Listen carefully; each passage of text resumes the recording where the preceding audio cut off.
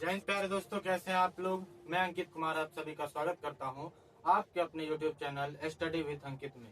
तो मैं आशा करता हूं कि आप लोग अपनी पढ़ाई जो है ठीक ठाक कर रहे होंगे और अपनी पढ़ाई जारी कर चुके होंगे। तो आज जैसा कि हम लोगों ने पिछले वीडियो में हिस्ट्री मतलब इतिहास पढ़ा था, तो इतिहास के हम लोगों ने तीसरे चैप्टर के अति लघुत्तरीय और लघुत्तरीय सब्जेक्टिव प्रश्न को हम लोगों ने देख लिया था। तो आज भी हम लोग कुछ ऐसा ही चैप्टर पढ़ेंगे जिससे बहुत ही प्रश्न पूछे जाते हैं। भैया वो चैप्टर कौन है? तो यह चैप्टर जो है हमारे भारत से, हमारे भारत की संस्कृति, भारत के इतिहास की कहानी है। तो आप लोग इस कहानी को मतलब इस जो आज हम पढ़ाएंगे आपको, यह भारत से जुड़ी हुई है। तो कहिएगा भारत से क्या जुड़ी हुई है? तो ये चैप्टर जो है हमारा, आप लोग अभी देखिएगा कि अभी हम लोग क्या पढ़ेंगे। आज भी हम लोग उसी चैप्टर का क्वेश्चन आंसर जाने के उस चैप्टर का आप लोग ध्यान से समझिएगा। देखिए आज भी हम लोग इतिहास को ही पढ़ेंगे। इतिहास में कुल 8 अध्याय हैं। इस 8 अध्याय में से आज हम लोग चौथा अध्याय पढ़ेंगे। चौथे अध्याय का नाम है भारत में राष्ट्रवाद। चौथे चैप्टर का नाम है भारत में राष्ट्रवाद। भारत में राष्ट्रवाद, और इस चैप्टर का हम लोग आज क्वेश्चन आंसर जानेंगे। आखिर लघुत्तरीय जो प्रश्न पूछा गया है अभी तक, उसके आगे क्या क्या प्रश्न पूछे जा सकते हैं, आप लोग खाली ध्यान से देखिएगा। सभी प्रश्नों का हल बढ़िया से होगा और आपको समझ में भी आएगा। और खाली आप लोग ध्यान से समझते रहिएगा और सुनते रहिएगा कि आखिर पहला प्रश्न क्या है, दूसरा प्रश्न क्या है, तीसरा प्रश्न क्या है। खाली आप लोग ध्यान से सुनते रहिए। आप हम लोग देखते हैं कि आखिर पहला प्रश्न क्या है। देखिए पहला प्रश्न है लघुत्तरीय उत्तरीय प्रश्न, मतलब लघुत्तरीय प्रश्न। आपसे देखिए यह जो प्रश्न है बहुत बार बिहार बोर्ड जो है पूछा है।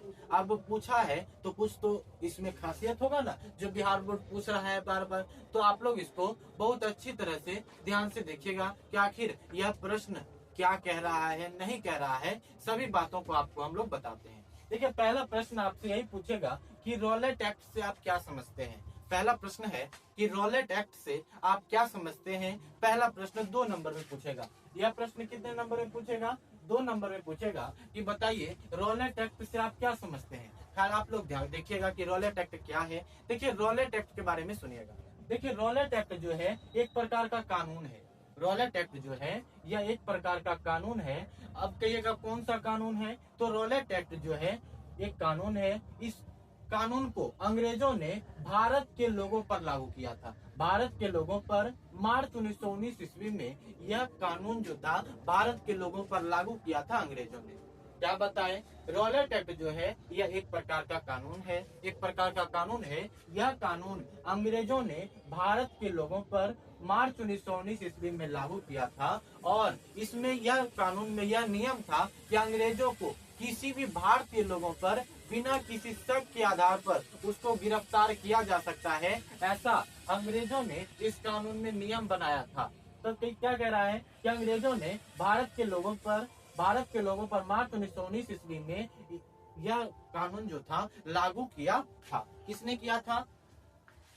अंग्रेजों ने। यह जो कानून था यह अंग्रेजों में इसमें नियम था कि अंग्रेजों को बिना किसी भारतीय लोगों पर बिना किसी शक के आधार पर उसको गिरफ्तार कर सकता है और उस पर मुकदमा चला करके उसे सजा दे सकता है। ऐसा यह कानून कहता है। समझ गए? इतना को बात लिख दीजिएगा तो 2 नंबर आराम से आपको दे देगा। क्या है प्रश्न? प्रश्न यही है कि रॉलेट एक्ट से आप क्या समझते हैं। रॉलेट एक्ट से आप क्या समझते हैं? तो रॉलेट एक्ट जो है एक प्रकार का कानून है। यह कानून जो है अंग्रेजों ने भारत के लोगों पर मार्च 1919 ईस्वी में लागू किया था। यह कानून में नियम था कि अंग्रेजों को किसी भी भारतीय लोगों पर बिना किसी शक के आधार पर उसको गिरफ्तार कर सकता है और उस पर मुकदमा चला करके उसको सजा दे सकता है। पहला प्रश्न हमारा क्या हो गया? लघुत्तरीय का क्लियर हो गया।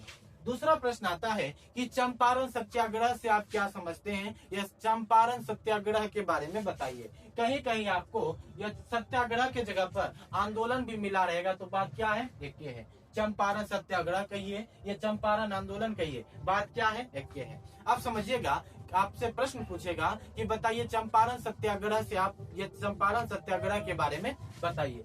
समझिएगा कि चंपारण सत्याग्रह क्या है। देखिए हम लोग जिस राज्य में रहते हैं उस राज्य का नाम है बिहार। इसी बिहार राज्य में बहुत सारे जिले हैं, जिसमें से एक जिला है चंपारण। इसी चंपारण जिला में जो चंपारण जिला के जो लोग थे, वह लोग जो थे, वहाँ के जो किसान लोग थे, वो नील की खेती करते थे। किसकी खेती करते थे? नील की खेती करते थे। और वहाँ के जो अंग्रेजों थे, उनको जबरदस्ती किसानों से नील की खेती करवाते थे। किसानों को पता था कि नील की खेती करने से भूमि जो होती है वह बंजर हो जाती है और उस पर 3 साल तक अन्य फसल भी नहीं उगाया जाता है, वह भूमि पूर्ण तरह से बंजर हो जाती है। तो वह जो अंग्रेज था, वह किसान लोग जो थे, अंग्रेजों ने किसान लोगों पर नील की खेती करना अनिवार्य कर दिया था 3/20 हिस्सा पर। अगर किसी के पास 20 कट्ठा जमीन है तो 3 कट्ठा जमीन पर नील की खेती करना अनिवार्य कर दिया था। वही जो 3/20 हिस्सा पर अंग्रेजों ने किसानों के साथ जो नील की खेती करना अनिवार्य किया था, इसी को हम लोग 3 कठिया प्रणाली या 3 कठिया पद्धति कहते हैं। क्या कहे? अंग्रेजों ने किसानों पर नील की खेती करवाना अनिवार्य कर दिया था। तो अनिवार्य करने के बाद अनिवार्य कर दिया था कितने बटे हिस्सा पर? 3/20 हिस्सा पर नील की खेती करना अनिवार्य कर दिया था। यही जो 3/20 हिस्सा पर नील की खेती करना अनिवार्य किया, इसी को हम लोग 3 कठिया प्रणाली या 3 कठिया पद्धति कहते हैं। और उसके बाद जब यह तो एक व्यक्ति थे जिसका नाम था राजकुमार शुक्ल। यह राजकुमार शुक्ल ने यहाँ के किसानों की स्थिति को देखा और उन्होंने महात्मा गांधी के बारे में सुना था। तो इन्होंने एक चिट्ठी लिखी महात्मा गांधी को और उस चिट्ठी में लिखा हुआ था कि आप आइए चंपारण की धरती पर और चंपारण की धरती को सुधारिए। तो गांधी जी दोस्त थे, उनको चिट्ठी मिली। तो गांधी जी 1917 ईस्वी में चंपारण आए और चंपारण आकर के उन्होंने वहाँ के किसानों की स्थिति को देखा और किसानों की स्थिति को देखने के बाद गांधी जी ने एक आंदोलन शुरू किया, जिस आंदोलन का नाम था चंपारण आंदोलन। इसी को हम लोग चंपारण सत्याग्रह के नाम से जानते हैं। जब यह आंदोलन शुरू हुआ तो अंग्रेजों को डर लगने लगा कि अब क्या होगा। तो अंग्रेजों ने महात्मा गांधी से बातचीत की और महात्मा गांधी ने अंग्रेजों के सामने 2 शर्तें रखी। क्या शर्तें रखी? यह आंदोलन, अंग्रेजों ने कहा कि आंदोलन बंद कर दीजिए। तो महात्मा गांधी जो थे, उन्होंने अंग्रेजों के सामने 2 शर्त रखी। 2 शर्त क्या क्या रखी? तो पहला शर्त रखा कि अंग्रेज जो नील किसान से नील की खेती करवाते हैं, उनको बंद करना होगा और अभी तक जितना भी नील की खेती करवाए हैं उन सभी किसानों को 25% वापिस पैसा लौटाना पड़ेगा। ऐसा 2 शर्तें महात्मा गांधी ने रखा था। इतना बात लिख दीजिएगा, बात क्लियर हो जाएगा। बात क्लियर है? अगर न समझ में आएगा तो तनिको क्या करिएगा, तनिको वीडियो पीछे करिएगा। वही व्यक्ति, वही आदमी, वही सेम टू सेम वही आदमी आपको पढ़ाते हुए मिलेगा। आप लोग ध्यान से देखिएगा। बात क्लियर है? 2 बात क्लियर हो गया। अगला आता है, तीसरा प्रश्न है कि मेरठ षड्यंत्र से आप क्या समझते हैं? मेरठ षड्यंत्र से आप क्या समझते हैं? समझिएगा मेरठ षड्यंत्र क्या होता है। देखिए मेरठ षड्यंत्र के से आप क्या समझते हैं, ध्यान से देखिए। मार्च 1929 ईस्वी में, मार्च 1929 ईस्वी में अंग्रेजों ने, किसने? अंग्रेजों ने भारत के 31 मजदूरों को गिरफ्तार कर लिया और उस गिरफ्तार करके उसको मेरठ जेल लेकर चला गया। कि यह मेरठ जेल कहाँ है? तो उत्तर प्रदेश में। ये मेरठ जेल कहाँ है? उत्तर प्रदेश में। अंग्रेजों ने भारत के 31 मजदूरों को गिरफ्तार करके उनको मेरठ जेल भेज दिया और मेरठ जेल जब भेजा गया तो वहाँ के लोगों ने उस पर, मेरठ जब गए तो वहाँ के 31 मजदूरों पर फर्जी मुकदमा चलाकर उनको मेरठ जेल में डाल दिया गया और 16 जनवरी 1933 को फैसला आया, जिसमें से 27 लोगों को सजा हुई और 4 लोग रिहा हुए। वही जो मेरठ जेल में उन 31 मजदूरों के साथ जो षड्यंत्र रचा गया मेरठ जेल में, इसी को मेरठ षड्यंत्र के नाम से जाना जाता है या उसी को मेरठ षड्यंत्र कहते हैं। क्या बताएं मेरठ षड्यंत्र क्या होता है? तो मार्च 1929 ईस्वी में अंग्रेजों ने भारत के 31 मजदूरों को गिरफ्तार किया। गिरफ्तार करने के बाद उनको मेरठ जेल भेज दिया और मेरठ जेल में उन 31 मजदूरों पर फर्जी मुकदमा चलाया गया और फर्जी मुकदमा चलाने के बाद उसको मेरठ जेल में डाल दिया गया और 16 जनवरी 1933 को फैसला आया। उस फैसला में यह कहा गया कि 27 लोगों को, 31 मजदूर में से 27 मजदूरों को सजा हुई और उस 4 व्यक्ति जो 4 मजदूर थे वह रिहा किए गए। वही जो मेरठ जेल में उन 31 मजदूरों के साथ जो षड्यंत्र रचा गया, उसी को हम लोग मेरठ षड्यंत्र के नाम से जानते हैं। बात क्लियर हो गया? अब हम लोग देखेंगे, 3 प्रश्न हमारा क्लियर हुआ। अब हम लोग चौथा प्रश्न देखेंगे। चौथा प्रश्न है कि जालियांवाला बाग हत्याकांड क्या है? अब सवाल आता होगा कि जालियांवाला बाग हत्याकांड क्या है, जालियांवाला बाग क्या होता है, जालियांवाला बाग में क्या हुआ, तो सभी बातों को आप लोग को बताएंगे। आपसे क्या प्रश्न कैसे पूछेगा, तो आपसे प्रश्न पूछेगा कि बताइए जालियांवाला बाग हत्याकांड के बारे में संक्षिप्त परिचय दें। 2 नंबर में ये सब प्रश्न पूछे जाते हैं। आप लोग देखिएगा कि जालियांवाला बाग हत्याकांड क्या होता है, तो समझिए 2 नंबर में पूछेगा, इसीलिए हम शॉर्ट में बता रहे हैं कि इसमें बहुत सारे बातें हैं जो आपको हम चैप्टर में पढ़ना है, आप लोग पढ़ चुके होंगे, ये तो हम क्वेश्चन आंसर आपको बता रहे हैं। देखिएगा जालियांवाला बाग हत्याकांड क्या होता है, ध्यान से देखिए। देखिए हम लोग जिस देश में रहते हैं उस देश का नाम है भारत। इसी भारत देश में कई सारे राज्य हैं, जिसमें से एक राज्य है पंजाब। इसी पंजाब राज्य में कई सारे शहर हैं, जिसमें से एक शहर है अमृतसर। इसी अमृतसर में 13 अप्रैल 1919 ईस्वी को एक जगह है जिस जगह का नाम है जालियांवाला बाग। इसी जालियांवाला बाग में 13 अप्रैल 1919 ईस्वी को एक व्यक्ति थे जिसका नाम था जनरल डायर। जिसका नाम क्या था, जनरल डायर। जनरल डायर ने उस जालियांवाले बाग में हजारों लोगों को मौत के घाट उतार दिया। उसी जालियांवाला बाग में जो हत्याकांड हुआ, इसी को हम लोग जालियांवाला बाग हत्याकांड के नाम से जानते हैं, या जालियांवाला बाग हत्याकांड कहते हैं। क्या होता है जालियांवाला बाग हत्याकांड, तो पंजाब राज्य में एक शहर है जिस शहर का नाम है अमृतसर। इसी अमृतसर में 13 अप्रैल 1919 ईस्वी को एक गांव है जिस गांव का नाम है जालियांवाला बाग। इसी जालियांवाला बाग में बहुत सारे लोग इकट्ठा हुए। इकट्ठा होने के बाद जनरल डायर ने उसी जालियांवाला बाग में हजारों लोगों को मौत के घाट उतार दिया। वही जो जालियांवाला बाग में जो जनरल डायर ने उन सभी निहत्थे लोगों की जो हत्याकांड हुआ जालियांवाला बाग में, इसी को हम लोग जालियांवाला बाग हत्याकांड के नाम से जानते हैं। यहाँ तक आप लोगों ने देखा। अब हम लोग आगे देखते हैं, क्या आगे हम लोग देखते हैं, ध्यान से देखिए। अभी तक में हम लोगों ने कुछ प्रश्नों को देख लिया, तो आज हम लोग कुछ और प्रश्न देखेंगे। देखिए आज जो अभी देखे हमने कुछ प्रश्नों को आपको बताया, तो अभी हम लोग अगला प्रश्न देखेंगे कि अगला प्रश्न क्या कह रहा है, जो आपसे बिहार बोर्ड कई वर्षों में पूछा जा चुका है। ये प्रश्न जो आप लोग देखते हैं, एक बार नहीं 2-3 बार 4 बार पूछा जा चुका है, तो हो सकता है कि आप में इस बार पूछ ले। तो आप लोग इस क्वेश्चन को ध्यान से देखिएगा। तो अभी जो हम लोग आपको प्रश्न बता रहे हैं वो है लघुत्तरीय प्रश्न। लघुत्तरीय प्रश्न है, तो आप लोग खाली ध्यान से देखते रहिएगा। सभी प्रश्नों को आपको हम बढ़िया से बताएंगे, खाली आप लोग देखते रहिएगा, आपको सब समझ में आएगा। देखिए प्रश्न क्या है, देखिए प्रश्न यही है कि दांडी यात्रा का मुख्य उद्देश्य क्या था। आप देखिए, आप अगर चैप्टर अच्छे से पढ़े होंगे तो आपको पता होगा कि दांडी यात्रा कब, किसने कब और नहीं किया। हम तो अभी बतेबन करेंगे किसने किया नहीं किया, सभी बातों को आपको हम लोग बताएंगे। देखिए प्रश्न यही है कि दांडी यात्रा का मुख्य उद्देश्य क्या था। यह प्रश्न 2 बार पूछा जा चुका है। 2020 में एक बार पूछा, 2022 में पूछा, हो सकता है आप में इस बार पूछ ले, तो आप लोग जरूर इस क्वेश्चन को देखिएगा। चलिए देखिए, यही प्रश्न है कि दांडी यात्रा का मुख्य उद्देश्य क्या था। समझिएगा ध्यान से। देखिए दांडी यात्रा जो था, अंग्रेज जो था 1600 ईस्वी में इंग्लैंड देश से इंडिया आया व्यापार करने के लिए।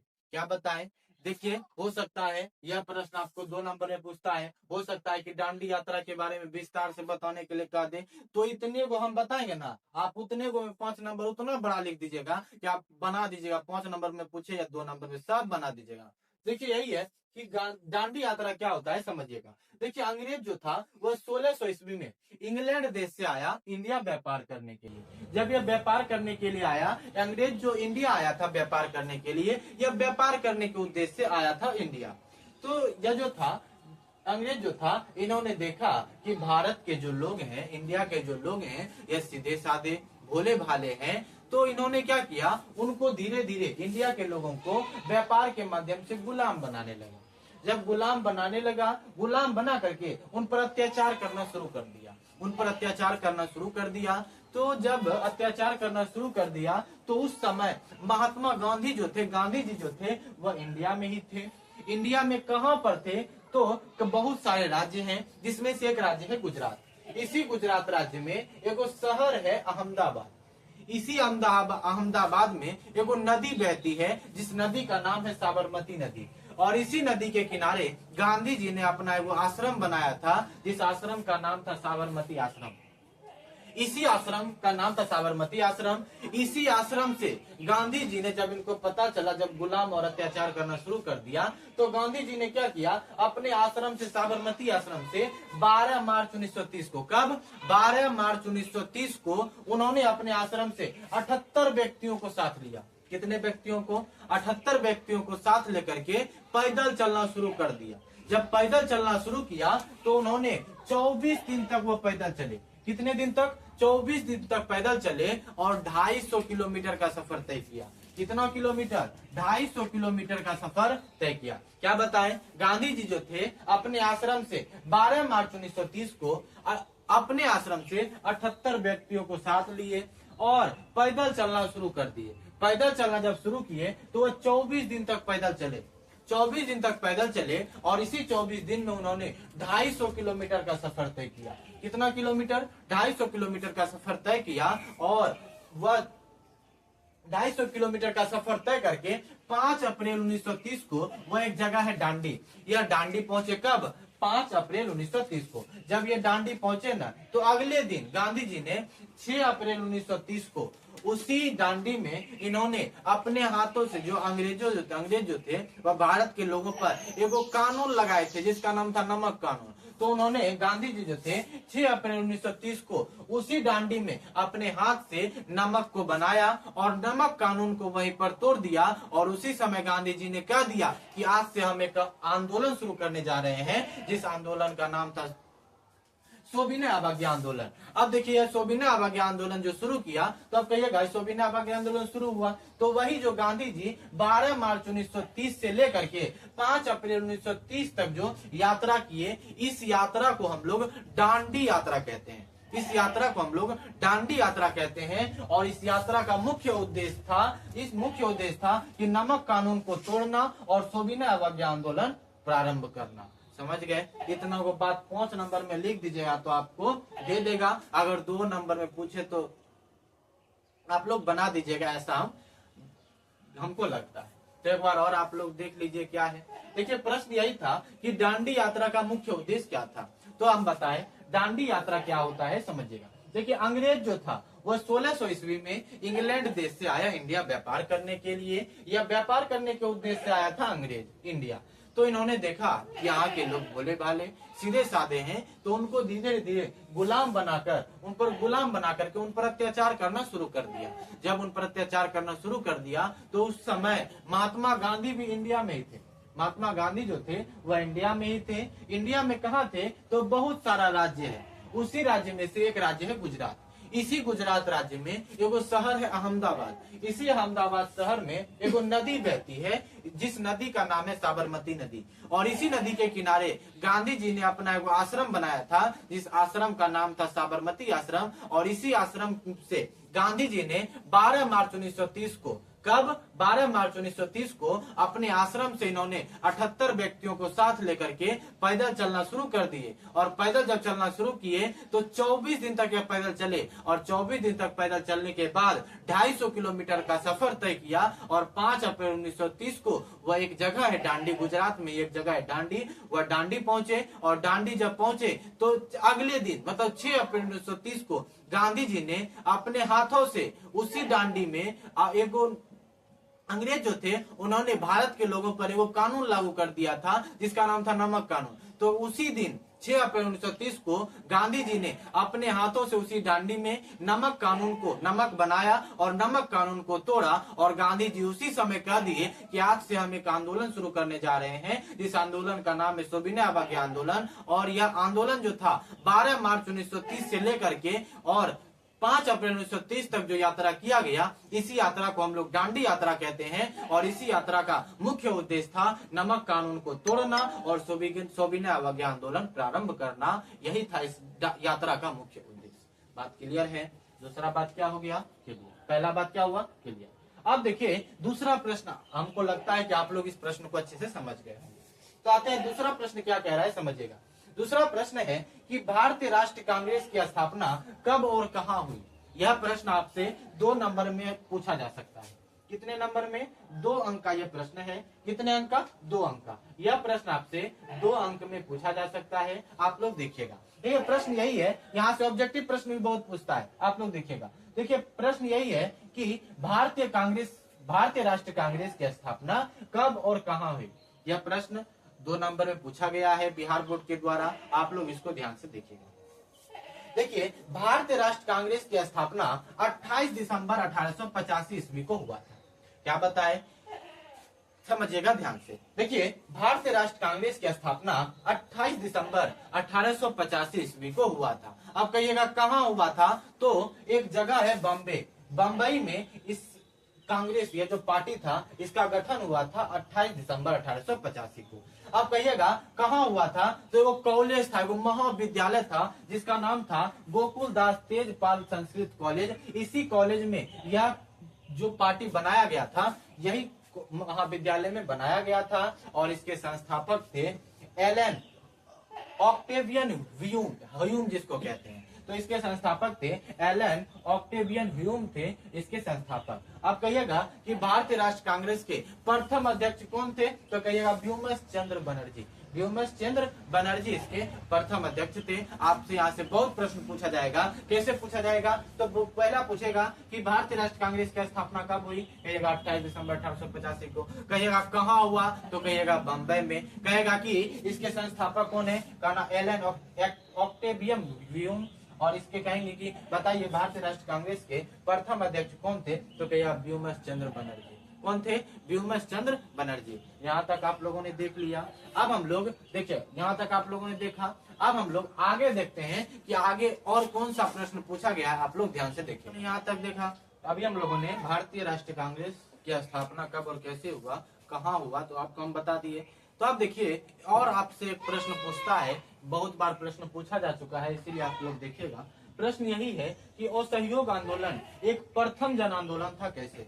आपसे बहुत बार बिहार बोर्ड जो है यह प्रश्न पूछा है। क्या है प्रश्न? यही है प्रश्न कि असहयोग आंदोलन एक प्रथम जन आंदोलन था कैसे? आप लोग ध्यान से देखिएगा कि यह प्रश्न आपसे 2 नंबर में पूछ सकता है, हो सकता है तो 5 नंबर में पूछ सकता है। आप लोग खाली ध्यान से देखिएगा। 2 नंबर भी प्रश्न बन जाएगा और 5 नंबर का भी अगर आपसे पूछेगा तो आप बना दीजिएगा। ध्यान से देखिएगा और सहयोग आंदोलन के बारे में समझिएगा।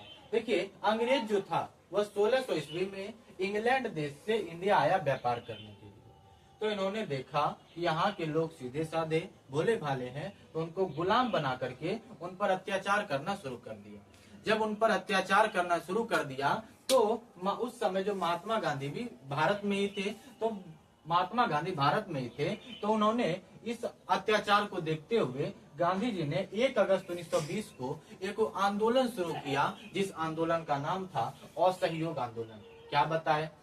उस समय महात्मा गांधी भी कहाँ थे? भारत में ही थे। तो महात्मा गांधी ने 1 अगस्त 1920 को गांधी जी ने कहा कि आज से हम एक आंदोलन शुरू करने जा रहे हैं, जिस आंदोलन का नाम असहयोग आंदोलन। जिस दिन शुरू किया गया उसी दिन एक बहुत बड़े नेता जिसका नाम था बाल गंगाधर तिलक, इनकी मृत्यु हो गई। जिस दिन असहयोग आंदोलन शुरू हुआ उसी दिन एक बहुत बड़े नेता जिसका नाम था बाल गंगाधर तिलक, इनकी मृत्यु हो गई। और फिर से इस आंदोलन को फिर से जनवरी 1919 में पुनः इसे शुरू किया गया। जब यह शुरू किया गया तो इसमें समाज के सभी वर्गों के लोगों, चाहे वह गरीब हो, चाहे वह अमीर हो, चाहे वह मजदूर हो, चाहे पढ़े लिखे लोग हो, चाहे वह छात्र हो, चाहे वह विद्यार्थी हो, सभी समाज के सभी वर्गों के लोगों ने इस आंदोलन में भाग लिया। जब इस आंदोलन में भाग लिया तो धीरे धीरे भारत के जो लोग थे वह अंग्रेजों का स्कूल, नौकरी और उसके बहुत सारे कामों को छोड़ने लगे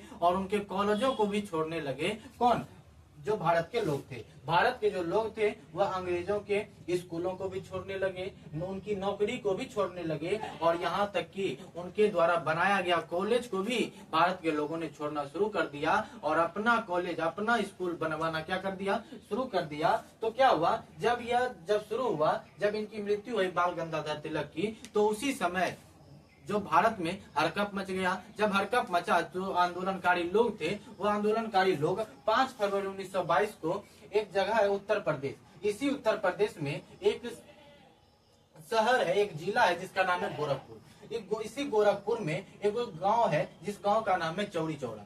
इसी चौड़ी चौड़ा गांव से होकर के इसी चौड़ी चौड़ा गांव में वो थाना था और इसी थाना में एक 22 गो पुलिसकर्मी थे, जिसमें से 21 गो पुलिसकर्मी थे और एगो दरोगा था। टोटल 22 पुलिसकर्मी थे। तो आंदोलनकारी लोग जो थे वह इसी चौड़ी चौड़ा गांव से होकर के आंदोलन करते हुए जा रहे थे।